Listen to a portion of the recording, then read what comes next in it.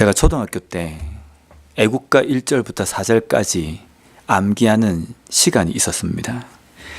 근데 그 애국가를 외우기 위해서는 앞에다가 이제 공책에다가 그걸 적었는데요. 거기에 보면 하나님이 보호하사라는 그 대목이 나옵니다.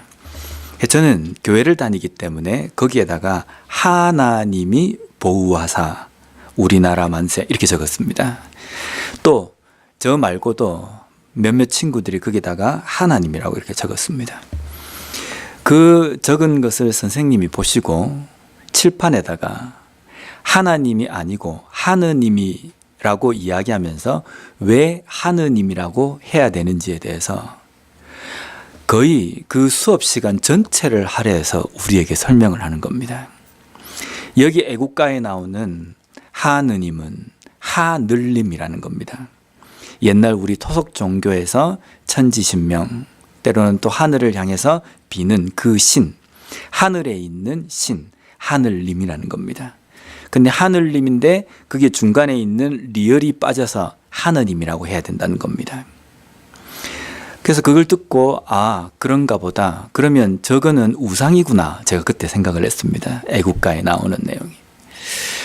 그 뒤에도 이제 TV나 이런 자막을 보면요. 때때로 하느님이라는 자막이 나옵니다. 하느님은 이방 토속 종교, 우리 한국에 이야기하면 샤머니즘에서 이야기하는 신을 하늘님, 하느님 이렇게 이야기하는 겁니다. 근데 때로는 연예인들 중에 크리스찬들이 있습니다. 크리스찬들이 무슨 게임을 하거나 이럴 때 우리가 하나님 앞에 기도해야 된다. 무심결에 나오는 그 말을 밑에 자막을 다는데도 하느님 이렇게 적어 놓는 겁니다. 그게 이상하지 않습니까? 왜냐하면 저 사람이 믿는 신은 하느님이 아니라 하나님인데 자막에 여전히 하느님이라고 적는 겁니다. 솔직히 저는 좀 기분이 좀 나빴습니다. 다른 사람이 부처님 이러면 밑에 부처님 이래가지고 자막을 부처님 정확하게 적습니다. 근데 크리스찬인 저 연예인이 오 하나님이라고 이야기할 때 그 하나님은 하느님 이렇게 적습니다. 우리가 믿는 하나님은 하늘에 계신다고 해서 하느님이 아닙니다. 오직 한 분이신 신이시기 때문에 하나님이라고 이렇게 이야기하는 겁니다. 삼위일체라고 이야기할 때도 일체라는 이것이 하나님입니다. 하나님의 속성은 나누어지는 것이 아니라 하나가 되는 것입니다. 이 하나가 되게 하시는 이 하나님을 우리가 부를 때에 화평의 하나님이라고 이야기합니다. 왜 화평의 하나님이냐면요. 하나님과 원수되었던 우리 인간을 친히 육신의 몸을 입고 이 땅에 오셔서 나누어진 둘을 하나로 하셨기 때문에 화평케 하시는 하나님이라고 이야기하는 겁니다. 예수 그리스도의 죽으심으로 말미암아 원수되었던 우리와 하나님의 관계는 하나가 된 화평한 관계가 된 겁니다. 중간에 아주 두텁고 높은 담이 쌓여져 있는 그 담을 예수 그리스도께서 친히 십자가로서 허무셨습니다. 그리고 하나님과 인간 사이의 관계에는 더 이상 중보가 필요 없습니다. 오직 중보가 되시는 분은 하나님, 성령 뿐이십니다. 이러한 이 복음을 믿어서 교회라는 공동체 안에 그리스도인들이 모이게 되었습니다. 그것을 초대교회라고 이야기합니다. 초대교회가 예루살렘을 중심으로 해서 시작이 되어서 사마리아 땅끝으로 퍼져나갑니다. 그래서 수많은 사도들과 또 특히 사도 바울을 통해서 소아시아 지역에 교회들이 생기기 시작했습니다. 그 교회 중에 오늘 읽은 이 본문의 이 내용을 받아서 읽는 교회가 에베소 교회입니다. 에베소 지역에 있는 교회라는 뜻입니다. 에베소는 어디에 있냐면요. 지중해 바다가 있지 않습니까? 지중해 북쪽에서 약간 동쪽으로 있는 곳에 에베소라는 지역이 있습니다. 소아시아 지역의 한 교회입니다. 그 교회에 그리스도인들이 모였습니다. 여기에는 누구들이 모여 있냐면요. 유대인들이 예루살렘에서 핍박을 견디지 못해서 그 예루살렘에 벗어나서 핍박을 피하기 위해서 간 에베소 지역에 정착하고 있는 유대인들도 사도 바울에 의해서 복음을 받고 그리스도인이 되어서 이 에베소 교회의 일원이 되어 있습니다. 또 에베소 지역에 살고 있는 사람들, 이방인들입니다. 그 이방인들이 사도들에 의해서 복음을 받고 예수 그리스도를 믿어서 교회의 일원이 된 겁니다. 에베소 지역뿐만 아니라 또 다른 지역에서 에베소에 잠깐 살러 온 사람들, 그런 사람들이 복음을 받고 이 에베소 교회의 교인이 되어 있는 상태입니다. 그러면 에베소 교회 안에는요, 유대인들도 있고 이방인들도 있고 또 다른 지방에 있는 사람들도 있습니다. 그러면 이 교회라는 이름으로 모여 있는 이 교회 안에서는요, 딱 한 가지밖에 없습니다. 복음으로 하나가 되는 것, 그것입니다. 그런데 에베소 교회의 뚜껑을 열고, 에베소 교회뿐만 아닙니다. 모든 소아시아의 교회들의 뚜껑을 열고 안을 들여다보니까 교회 안에 파가 쫙 갈라져 있는 겁니다. 어떤 파가 갈라져 있냐면요, 유대파, 헬라파, 이방파, 누구파 이렇게 갈라지는 겁니다. 왜 이렇게 갈라졌냐면, 누가 이 파를 가르는데 선두에 서 있었냐면 유대인 그리스도인이었습니다. 한번 보세요. 복음을 받아들여서 이제 교회 안에 성도가 되어서 이 사람 저 사람이 막 모이는 겁니다. 근데 유대인들의 입장에서는 지금 살고 있는 곳이 예루살렘은 아니지만 이방 지역이지만 그래도 예수 그리스도, 메시아, 십자가, 하나님, 모세, 구약 성경, 선지서 이런 것들을 가만히 쭉 보면 자기들 거거든요. 오래전부터 우리 조상들로부터 하나님께서 우리를 선택하셔가지고 이 말씀을 주시고 또 모세 율법을 주시고 아브라함의 후손이 되게 하셨는데 거기에 대한 기득권이 있는 겁니다. 자부심이 있는 겁니다. 근데 이런 자부심을 가지고 살아가는데 이제는 보니까 그 모든 것이 필요가 없고 오직 예수 그리스도를 믿는 믿음으로만 하나님의 권속이 된다라고 복음이 증거되어지는 겁니다. 자기들이 받을 땐 좋은데 가만히 보니까 이 하나님의 권속, 하나님의 자녀라는 그 테두리 안에 유대인인 자기뿐만 아니라 소위 자기들이 야만이라고 이야기하는 이방 사람들도 거기에 들어오고 또 남유다, 유다 족속으로서 개라고 취급하는 사마리아인들도 거기에 들어오고 온갖 사람들이 그게 다 들어오는 겁니다. 다 들어오니까 유대인의 입장에서는 조금 이게 바다가 되는 겁니다. 이것이 우리만의 어떤 특권인데 이 복음이라는 것 때문에 이 모든 벽들이 허물어져서 예수 그리스도로 인하여서 하나가 된다라고 하니까 자기들이 돋보이지 않는 겁니다. 그래서 교회 안에 모든 사람들이 다 그리스도인이지만 그리스도인들 중에 유대인들이 기득권을 가지고 무엇을 주장하고 목소리를 살 높이기 시작하냐면요, 예수 그리스도를 믿는 믿음으로 다 되는 것이 아니다. 율법을 지켜야 된다. 왜 하나님께서 율법을 그냥 주셨겠느냐? 과거에 모세로부터 해서 율법을 주셨는데 이 율법이 하루아침에 이렇게 무너질 문제가 아니다. 오랜 기간 동안의 전통과 선지자들과 여러 역사를 통해서 이 율법이 이렇게 문서화되고 우리에게 전해졌기 때문에 아무리 메시아를 통해서 믿는 믿음이라고 한다 하더라도 율법을 지키지 않으면 구원받지 못한다. 하나님의 자녀가 되지 못한다. 이렇게 주장하는 겁니다. 또 절기를 지켜야 한다. 하나님께서 왜 절기를 만들어 주셨는지 아느냐? 하나님 앞에 온전한 제사를 드려야 되기 때문이다. 그래서 절기를 주장하는 사람들이 있는 겁니다. 그 중에서도 더 강하게 주장하는 것 중에 하나가 뭐냐면요, 할례였습니다. 할례는 하나님께서 아브라함에게 언약을 주실 때에 육체의 어떤 표식을 남기기 위해서 하나님께서 하라고 명령하신 하나의 행위입니다. 근데 그 할례는 하나님께서 어떤 약속으로 주셨냐면요, 아브라함으로부터 시작해서 하나님을 믿는 그 자녀의 그것이 예수 그리스도를 통해서 완성되어질 것이라는 그 예언, 구원의 약속을 위해서 아브라함에게 주신 겁니다. 그러면 할례라는 그 문제도 어떤 것으로 인하여서 끝이 나고 완성이 되냐면 예수 그리스도의 초림으로 인하여서 완성이 된 겁니다. 그런데 유대파, 소위 유대파 그리스도인들이 교회 안에 있으면서 내가 유대인으로서 좀 우월하다라는 것을 다른 사람들과 비교를 해서 좀 나타내기 위해서 할례가 있어야 된다. 솔직히 할례는 유대인들이 받는 거거든요. 유대인들은 다 할례를 받거든요. 그러니까 이 할례가 중요한 것이다. 율법이 중요한 것이다. 때로는 혈통을 가지고 나오는 겁니다. 순수 유대 혈통이 되어야지만이 하나님의 그 구원의 자녀의 제1선에 설 수 있다라고 이야기하는 겁니다. 이 내용들이 맞습니까? 틀립니까? 만약에 이것이 맞다고 한다면 우리는 지금 그리스도인이 되어 있는 이 등급이 최하위 등급일지도 모릅니다. 유대인도 아니고 할례를 받지도 않았고 율법을 지키지도 않고 우리의 혈통도 또한 그렇고 그러한 상태이기 때문에 우리는 아마 이방인 중에 이방인이기 때문에 최하위 그리스도인이 될 겁니다. 근데 하나님께서 우리에게 말씀하시고 예수님께서 우리에게 말씀해 주신 그 복음은 그런 것이 아닙니다. 오직 예수 그리스도를 믿는 믿음으로 말미암아 우리가 구원받은 백성이 되었다라고 선포하셨기 때문입니다.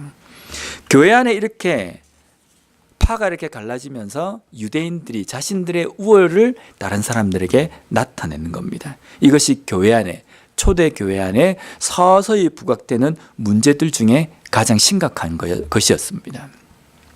근데 하나님께서 모든 나누어지는 것을 예수 그리스도의 십자가로 인하여서 허무시고 하나로 만드셨고 모든 사람들이 하나가 되도록 연합하도록 화평케 하셨는데 다시 유대인들은 그것을 교회 안에서 나누어 버리는 겁니다. 이것은 어떤 의미가 있냐면요. 아유, 사람의 성향이 다 그렇지 뭐.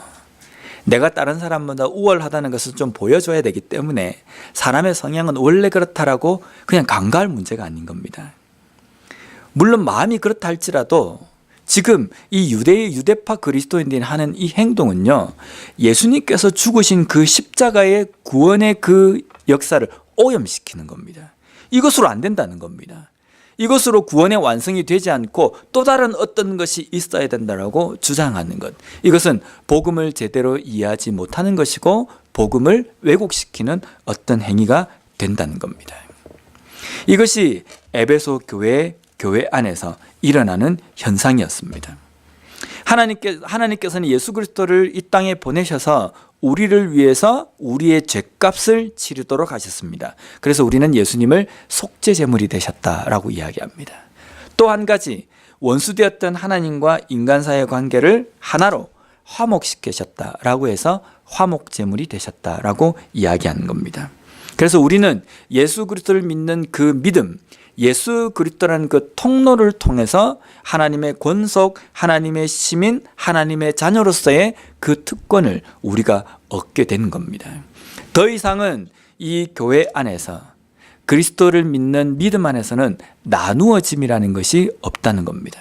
아무리 내가 여기서 벗어나려고 해도 하나님의 강권하심으로 붙드셨기 때문에 더 이상 나누어질 수 없다라는 겁니다.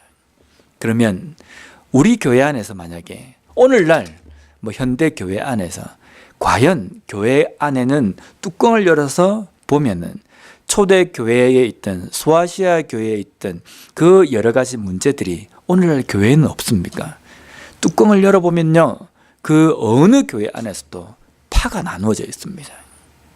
그 파가 단순하게 그냥 좀 친한 사람 이 문제 차원이 아니라 그 파는 어떤 파냐면요, 교회가 지켰던 과거의 전통을 지켜야지만 된다, 이것을 강조하는 파와 그것이 아니다, 이것이다 라고 이야기하는 파, 소위 말하는 좀 보수주의와 자유주의가 마치 싸우는 것처럼 단순하게 어떤 외형적인 어떤 문제들로 인해서 그냥 좀 추구하는 방향이 틀린 것이 아니라 이것이 구원의 어떤 문제와 결부되는 것처럼 목숨을 내어놓고 대등하게 서 있는 그런 관계가 교회 안에도 일어나고 있다는 겁니다. 만약에 이 자리에 우리 교회 안에 새로운 분이 등록을 하셨습니다. 그분이 어떤 분이냐면 바로 어제까지만 해도 불교에 열심히 심취하다가 오늘 복음을 듣고 회심해서 교회에 등록하셨습니다. 또 어떤 분은 IS 거기에 몸담고 있다가 예수 그리스도의 복음을 받고 회심하고 회개하여서 등록해서 우리의 교인이 되었습니다. 그래서 우리가 함께 이제 교회의 일원으로서 함께 신앙생활을 합니다. 그러면 우리의 시야는 그 사람을 바라볼 때 어떤 생각을 가집니까? 물론 우리에게는 아직까지 일어나지 않았기 때문에 우리가 이렇다 저렇다 장담할 수 없지만요. 제가 사역하는 교회 쭉 보고 또 교회, 한국 교회에서 일어나는 여러 가지 문제들 속에 보면 회심을 해서 앉아있는 사람에게 기존에 있던 성도들의 눈에서는요, 레이저 광선이 나옵니다. 불꽃 같은 눈동자로 그 사람을 감찰하기 시작하는 겁니다. 저기 어제까지만 해도 불교에 있었는데 행동에서 뭔가 불교적인 어떤 냄새가 나는 게 아닌가? 저 사람이 진짜 제대로 회개를 했을까? 이런 것을 아주 예의주시해서 우리가 봅니다. 그러다가 어떤 실수 하나가 딱 나타나면 어떻게 합니까? 봐라, 저럴 줄 알았다. 예습성을 못 버린다. 그래서 저 사람은 못 믿는다. 저 사람에게 일을 맡긴다 하더라도 긴 시간이 필요하다. 이런 식으로 이야기합니다. 또 그런 사람이 교회 등록을 하게 되면요, 옆에서 기존에 있던 교회 성도들이 무엇을 강조하냐면요, 세례 받아야 된다. 또 봉사를 할 때는 이렇게 해야 된다, 저렇게 해야 된다, 회개 열심히 해야 된다. 계속 옆에서 그런 사람들에게 신앙적으로 훈수를 뚠니다. 맞습니다. 회개해야 되고 예수 그리스도를 주라고 고백하는 그 세례의식도 중요하지 않은 것이 아닙니다. 중요합니다. 그런데 예식과 회개가 중요한 것은요, 그 마음 가운데 진심으로 예수 그리스도를 주라고 고백하는 그 어떠한 것으로부터 시작되는 겁니다. 그런데 왜 그 사람들에게만 회개와 진짜 진심 어린 어떤 회심이 필요합니까? 기존에 있는 그리스도인들은 완벽하게 모든 것이 완성이 되었습니까? 그렇지 않지 않습니까? 교회를 몇십 년 다니고 신앙생활을 아주 오래 했다는 사람들 중에서도 행동이나 삶을 볼 때 저게 진짜 그리스도인인가 라고 의심스러울 정도로 행동을 하는 분들을 우리가 종종 목격하지 않습니까? 그런 사람들에게는 진정으로 회개를 해야 된다, 이것을 적용하지 않습니다. 우리가 적용하는 것은 이제 믿은 지 얼마 안 된 사람, 특별히 타 종교에서 열로 넘어온 사람, 저 사람은 예습성이 완전히 변하지 않았을 것이다.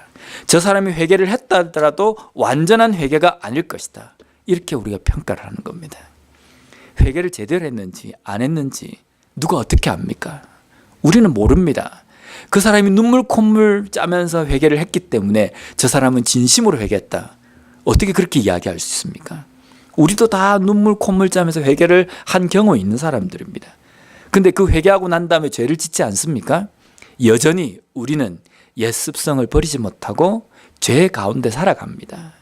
그런데 우리는 먼저 교회의 일원이 되었다는 그 이유 때문에 이제 막 믿은, 소위 말하는 외부에서 이제 막 들어온 멤버들에게는 아주 날카로운 잣대를 들이댑니다. 그리고 기득권으로서 그 사람과 내가 다르다는 것을 자꾸만 내세우려고 합니다. 반면에 우리 교회에 어떤 분이 등록하셨습니다. 그분은 어떤 사람이냐면요, 몇 대로부터 예수를 믿어와서 몇 대를 교회에서 열심히 봉사하고 이런 분이 교회에 등록했습니다. 누구나 다 아는 큰 교회에서 봉사를 하셨던 분입니다. 그 사람을 일꾼으로 세울 때에, 아니면 그분에게 무엇을 맡길 때에 우리는 좀 심사숙고해야 된다고 생각을 잘 하지 않습니다. 왜냐하면 저분의 신앙은 보증수표가 붙어 있다고 생각하기 때문입니다. 왜 그렇습니까? 그 사람 좋은 큰 교회에서 또 그 사람은 몇 대째 신앙생활을 했기 때문에 이런 것이 보증이 되지 않습니까? 왜 이런 것이 보증이 돼야 됩니까? 물론 이것도 무시할 거는 못 됩니다. 그 긴 시간의 훈련을 받은 시간들이 있기 때문에 우리가 그것을 간과할 수는 없는 문제입니다. 그런데 우리에게 보증이 되는 것은요, 오직 하나, 예수 그리스도입니다. 예수 그리스도를 믿는 믿음만 있으면 되는데, 이 믿음 외에 어떤 것을 계속 갖다 붙이면서 이것으로 인하여서 우리의 구원의 문제나 우리의 신앙의 어떤 것을 분별하고 판가름 짓는다고 한다면 이것은 문제가 될 소지가 있다는 겁니다. 과거 수많은 소아시아의 그 교회 안에서도 이런 일이 일어나고 있었습니다. 사도 바울은 소아시아에 있는 그 교회들에게 편지를 쓰면서 이것을 강조하는 겁니다. 예수 그리스도로 인하여서 하나가 되었는데 이제는 교회 안에서 모든 사람들이 예수 그리스도의 피로써 하나가 되었다. 그가 막힌 담을 허셨다. 그가 이스라엘인과 이방인의 그 경계선을 허무셨다. 할례파 비할례파 그것도 허무셨다. 이제는 너희들이 외인도 아니고 야만인도 아니고 모든 사람들이 예수 그리스도 안에서 하나가 된 한 자녀이다 라고 누누이 강조하는 겁니다. 강조함에도 불구하고 계속적으로 교회 안에서는 그 문제가 골이 계속 깊어지는 겁니다. 그 깊어진 골이 오늘날 우리가 살아가는 이 현대의 교회 안에서도 일어나고 있다는 겁니다. 오늘 20절 말씀에 보면요, 너희는 사도들과 선지자들의 터 위에 세우심을 입은 자라. 그리스도 예수께서 친히 모퉁이 돌이 되셨느니라. 여기 보면 이제 모든 이방인이나 유대인이나 할례를 받은 사람이나 할례를 받지 않은 사람이나 율법의 제1 주인이나 아니면 율법을 받지 못한 이방인이나 모든 사람들이 예수 그리스도를 통해서 하나가 되어서 모여있는 이 교회가 어떤 의미를 가진지에 대해서 20절에 이야기하고 있습니다. 20절에 성도, 교회라는 것을 건물로 표현하고 있습니다. 그 건물인데요, 건물을 지으려고 하면 기초공사를 쫙 해야 됩니다. 그 기초공사, 그 터가 무엇으로 되어져야 되냐면, 미국은 어떻게 하는지 잘 모르겠습니다. 한국에는 집을 지을 때 보면 공구를 치지 않습니까? 시멘을 아주 두껍게 발라가지고 거기에 쫙 합니다. 그래서 이 기초공사를 아주 탄탄하게 다져져야지만이 그 위에 몇 층을 지어도 안전하게 세워지는 겁니다. 교회라는 그 공동체, 성도라는 그 공동체라는 그 건물이 기초가 잘 다져져야 되는데 그 기초가 무엇이냐면요, 사도들과 선지자들이라고 이야기합니다. 여기서 이야기하는 사도와 선지자는 구약을 이야기하고 사도는 신약을 이야기합니다. 구약은 옛 언약이라는 뜻입니다. 옛 언약이라는 것은 초림하실 예수 그리스도를 약속하시고 예언하신 내용입니다. 그래서 선지자를 통해서 그리스도가 온다, 메시아가 도래할 것이다, 구원의 그 은혜가 베풀어질 것이다, 이것을 계속적으로 예언을 주셨습니다. 그래서 구약 성경을 전체를 이야기할 때 선지자들의 책이라고 이야기하는 겁니다. 그래서 선지자들 터 위에 세워졌다라는 것은 구약의 말씀을 이야기하는 겁니다. 그 다음에 사도들의 터 위에 세워졌다는 것은 이제 성취되어진 초림의 그 예수 그리스도, 그 복음을 누구를 통해서 하나님께서 세상 가운데 퍼뜨리십니까? 사도들이었습니다. 그래서 사도들을 통해서 이제 복음이 전해지는 겁니다. 그래서 이 터 위라고 이야기할 때 사도와 선지자들의 이 터는 구약과 신약을 이야기하는 겁니다. 그러면 교회라는 공동체를 건물로 이야기한다고 한다면 그 교회라는 건물은 어느 터 위에 세워져야 되냐면 하나님의 말씀입니다. 구약과 신약이 제대로 다져진 그 터 위에 교회가 세워져야 된다는 겁니다. 이제 터가 딱 지어지면 집을 지을 때 무엇을 놓습니까? 모퉁이 돌을 놓습니다. 모퉁이 돌을 기준으로 놓고 양쪽 벽돌로 이렇게 쌓아가는 겁니다. 이 중심이 되는 기초, 이 모퉁이 돌이 친히 예수 그리스도께서 되셨다라는 겁니다. 왜냐하면 이 모퉁이 돌이 되어야지만이 동쪽의 벽과 나머지 남쪽의 벽, 서쪽의 벽, 이런 벽들이 하나로 이렇게 합해지는 겁니다. 그래서 달라져 있는 그 모든 것들이 예수 그리스도를 통해서 만나서 하나로 집을 만들어져 간다라는 그 의미입니다. 예수 그리스도가 중심이 되어져서 성도 한 사람 한 사람이 쌓아져서 완성된 교회, 성전이 되어 간다는 겁니다. 그리고 그 세워진 그 터 위에 세워진 이 건물은 무엇으로 이야기하냐면 성전으로 이야기하는 겁니다. 성전이 무엇입니까? 하나님께서 계시는 곳입니다. 하나님께서 계시는 곳은 어디입니까? 우리의 마음입니다. 우리의 삶 속에 함께 계십니다. 만약에 내가 하나님이 계시는 성전이 되지 못하면 내가 이 교회에 앉아있다 할지라도 이 교회는 성전이 되지 못합니다. 왜냐하면 하나님께서 함께 하시지 않기 때문입니다. 만약에 내가 하나님이 함께 하시는 성전이 되어 있다고 한다면, 만약에 내가 예배를 드릴 수 있는 교회가 없다 할지라도 쓰레기장의 한쪽 귀퉁이에서 예배를 드리고 있다고 한다면 그곳이 곧 성전이 됩니다. 왜 그렇습니까? 하나님이 함께 하시기 때문입니다. 성전은 건물이 아니고 이름도 아니고 하나님께서 계시나 계시지 않는가, 이것이 문제라는 겁니다.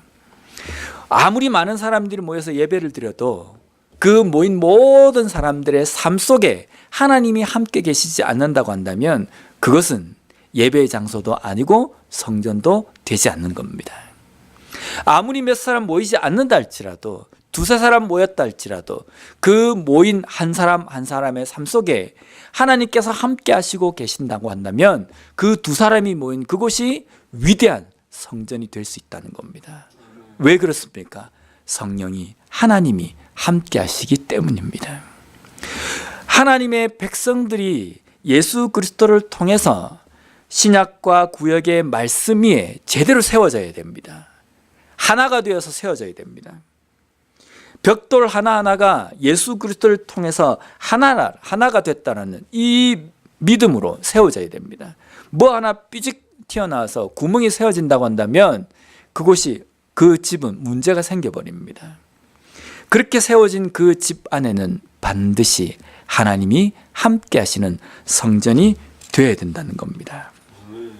오늘날 우리의 교회가 온전한 교회인지, 내 삶이 하나님께서 계시는 성전인지, 우리의 가정이 하나님께서 계시는 성전인지, 이것을 점검하는 것은 오늘 사도 바울이 이야기하는 이 공식대로 하면 됩니다.